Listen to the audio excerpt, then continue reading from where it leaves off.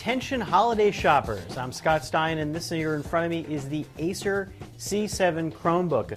Now you may be looking for a bargain basement laptop, and at $199 this may be one of the cheapest options you find at a store.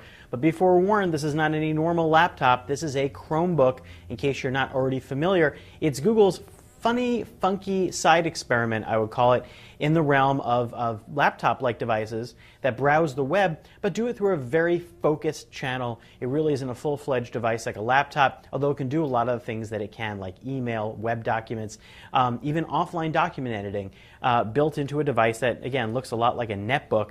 That's because it pretty much is, except with a different operating system inside. Now what you get here is a 320 gigabyte hard drive, which is a lot higher than what you'd find on typical Chromebooks. Samsung's Chromebooks that were released earlier this year used SSD up to 16 gigabytes, so 320 is a lot more storage space.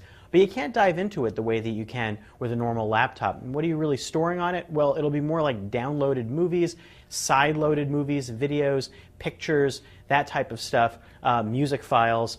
And accessing them, you can definitely play them, and you can play them when it's offline, but it's going to feel a little more like a very simple directory of files than anything that feels like a normal Windows-based operating system.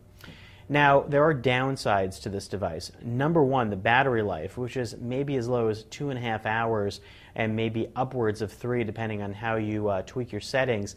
That's really a lot lower than any tablet that's out there. Stay tuned for the full battery test that we do at CNET, but that's a downside. That's a big downside, especially if you're flying in a plane and you want to be able to use this thing when you're traveling.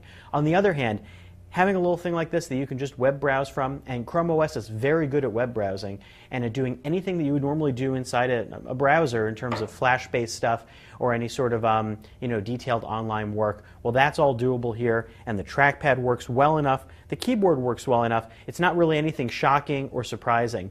There's an Intel Celeron processor in here, 2 gigs of RAM, but again, that's relative because the operating system is tuned to be much faster responding and quicker startup than your average laptop. And you do have Ethernet ports here, you've got HDMI, you've got USB, that full component. No Bluetooth, but you do have Wi-Fi, obviously, for getting online.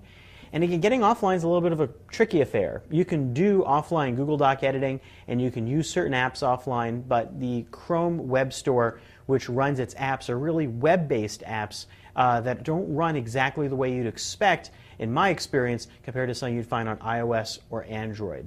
All told, you're kind of getting what you pay for here. This is a $199 device that could be great in a home that just wants to surf the web and doesn't like the idea of a tablet, but don't expect anything like a bargain basement laptop here. This is a very different beast with a battery life that bears noting. I'm Scott Stein, and that's a look at the Acer C7 Chromebook.